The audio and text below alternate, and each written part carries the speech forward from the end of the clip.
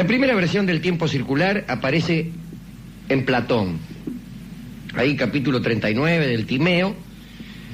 Platón afirma que los 7 planetas, equilibradas sus velocidades, bueno, pues regresan cada tanto a un punto determinado, al punto de partida. Digamos, hoy están en cierta posición relativa los planetas y después de un número bastante considerable de lo que nosotros llamamos años, pues regresan al mismo punto, a la misma posición. A esto le llamaba a Platón el año perfecto. Cicerón, glosando este capítulo de Platón, admite que no es fácil el cómputo de este vastísimo periodo celeste, pero que no se trata de ningún modo de un plazo ilimitado. Y él lo calculó en una de las obras que se han perdido. Creo que Tácito cita a Cicerón, en este caso. Calculó el año perfecto en 12.954 de lo que nosotros llamamos años. Muere Platón, aparecen muchos astrólogos en Atenas, tienen cierto auge, como en realidad en toda la antigüedad clásica. Y bueno, los astrólogos desde luego afirman que el destino de los hombres lo rigen los astros. Cosa que hasta es posible que sea cierta, lo que es imposible saber de qué manera lo rigen. Bueno, parece que algún astrólogo que había leído el Timeo formuló este argumento. Si los periodos planetarios son cíclicos y si el destino de los hombres está regido por los astros, repitiéndose las posiciones de los astros, la historia también se repetirá, será cíclica. Y entonces, al cabo de cada año platónico, siguió diciendo aquel astrólogo lector de Platón, renacerán los mismos individuos y cumplirán los mismos destinos. El tiempo atribuyó después a Platón esa conjetura, pero esa conjetura no es platónica, sino de un astrólogo lector del Timeo. Pasan los años. En 1616 un señor llamado Lucilio Vanini escribe hermosamente: de nuevo Aquiles irá a Troya, renacerán las ceremonias y religiones, la historia humana se repite, nada hay ahora que no fue, lo que ha sido será. Pero todo ello, dice Vanini un poco arrepentido, en general y no en particular, que no sé lo que significa. Que el destino se repita en general o no en particular es no decir nada. Es como decir, viste que la historia se repite y en realidad no se repite. Bueno, hay más. Por ejemplo, en la cosmogonía de los estoicos, la escuela de la Estoa, Zeus, pues, se alimentaba del mundo, el fuego consumía el universo, pero de ese mismo fuego volvía a nacer el mundo. De nuevo se combinaban las diversas partículas seminales, digamos, piedras, árboles, y también hombres, y aún virtudes, y días. Bueno, pero los griegos no tenían mucho la noción de partícula, ¿no? Porque para ellos un nombre sustantivo era imposible sin alguna corporeidad. Bien. Esta conjetura de la escuela de la Estoa hizo escuela, cundió en el tiempo, y su nombre técnico es apocatastasis.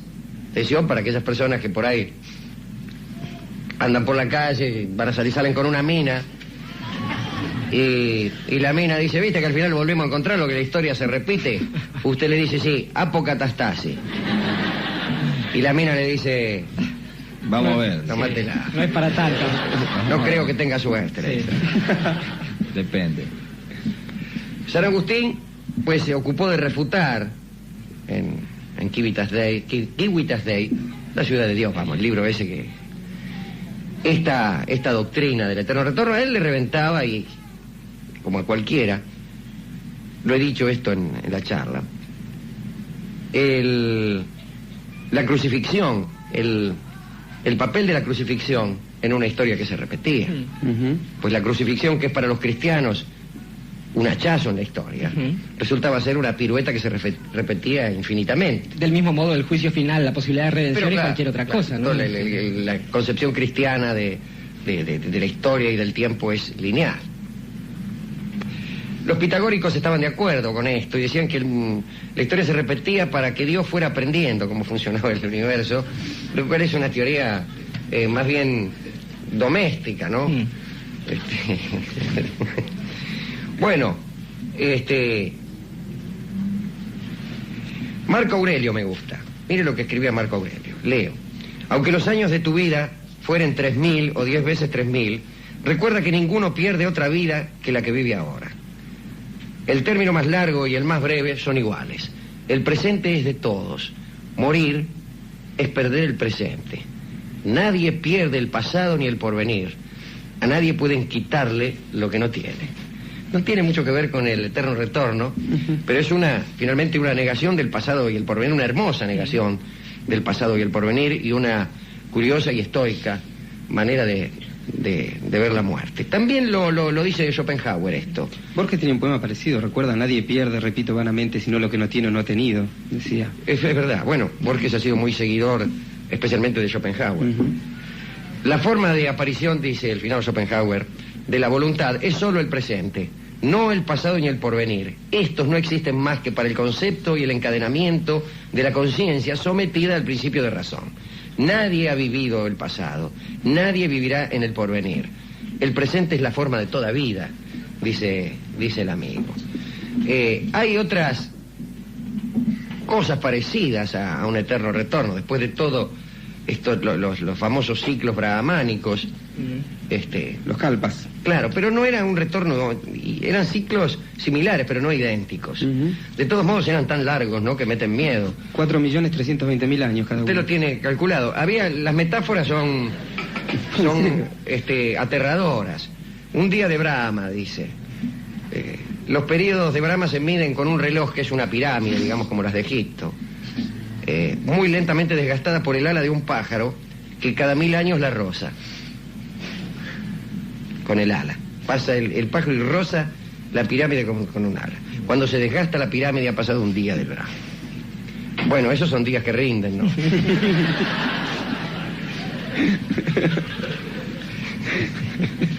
Pero bueno, he dejado para el final al más ilustre de los expositores de esta doctrina, que es nuestro amigo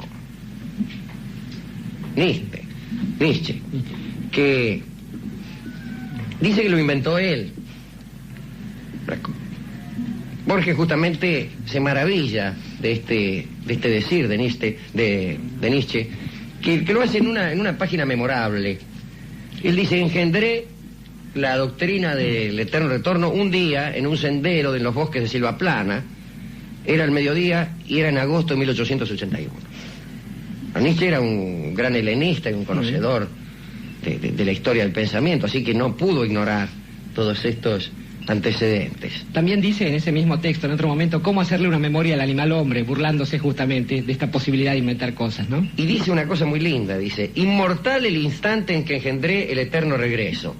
Por ese instante yo soporto el regreso. Solamente para volver a vivir el instante en que había engendrado él mismo la doctrina del eterno regreso. Pero podríamos decir que esta doctrina se basa en un principio algebraico. Digamos, un número n de objetos es incapaz de un número infinito de variaciones. Usted tiene un número limitado de objetos, se pueden permutar esos objetos de muchísimas maneras, pero no de un modo infinito de maneras. Y hay un texto de Hume que es interesante y que dice más o menos esto: un número finito de partículas no es susceptible de infinitas transposiciones. En una duración eterna, todos los órdenes y colocaciones posibles ocurrirán un número infinito de veces. Este mundo, con todos sus detalles, que vivimos, hasta los más minúsculos, ha sido elaborado y aniquilado, y será elaborado y aniquilado infinitamente.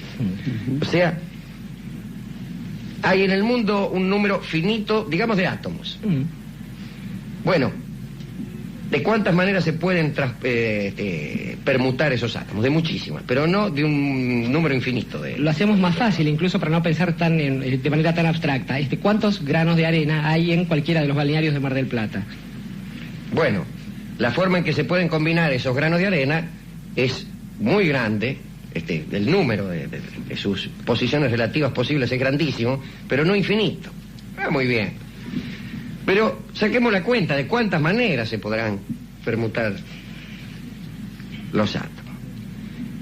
Y Imaginemos 10 átomos.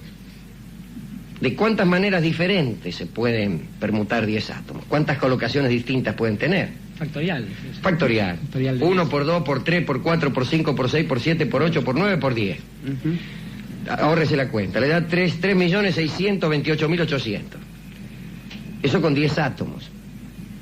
Bueno, si un átomo puede ser capaz de semejante cosa, o si 10 átomos son capaces de este número, poca fe debemos prestar a la monotonía del cosmos. Fíjese que para lograr 2 gramos de hidrógeno son necesarios 1 millón de millones de átomos. 2 gramos de hidrógeno. Sáquele la cuenta. Quiere decir que la posibilidad de una repetición es muy cercana a 0. Pero aparece otro tipo, que es Cantor. Cantor, un matemático, el de los conjuntos. Y yo creo, con Borges, que Cantor destruye a Nietzsche. Porque Cantor afirma la perfecta infinitud de los puntos del universo y hasta de los puntos que hay en un metro cuadrado. Es más o menos así, aquí lo hemos hecho ese chiste. Es como el chiste del hotel del hotel del universo que tenía infinitas habitaciones ocupadas por infinitos huéspedes y que viene uno y no hay lugar y hacen correr a todos los huéspedes una habitación más adelante y queda libre la uno. Bueno,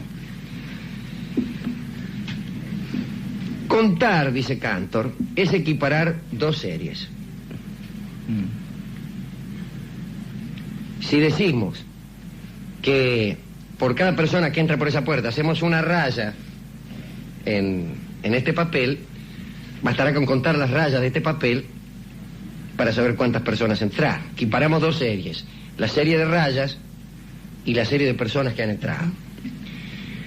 Pero equiparando series, por ejemplo, si usted pone en una columna los números pares y en otra los impares, podrá dictaminar que hay un número igual e infinito de pares y de impares. Al 2 le pone el 3, al 4 el 5, al 6 el 7, y así podemos seguir hasta la eternidad.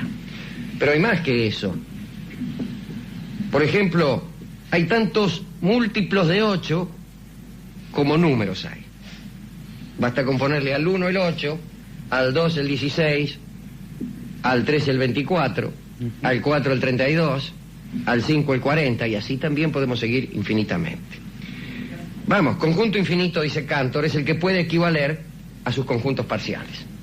Así, recuerden ustedes a nuestro amigo Tristram Shandy, que habiendo querido escribir la historia de su vida, se dio cuenta de que en un año había solamente contado un día, y entonces razonó que jamás iba a terminar. Le sale al cruce Bertrand Russell, mucho después, y dice que en realidad, si tuviera el tipo la precaución de no morirse jamás, podría escribir la historia de su vida, porque hay en la eternidad tantos años como días. Bueno, así las cosas, yo creo que nuestro amigo, que el roce, digamos, entre Cantor y Zaratustra es mortal. Cada punto es el final de una infinita subdivisión. Y entonces, bueno, si es infinito el número de puntos y el número de conjuntos, el número de transposiciones también es infinito.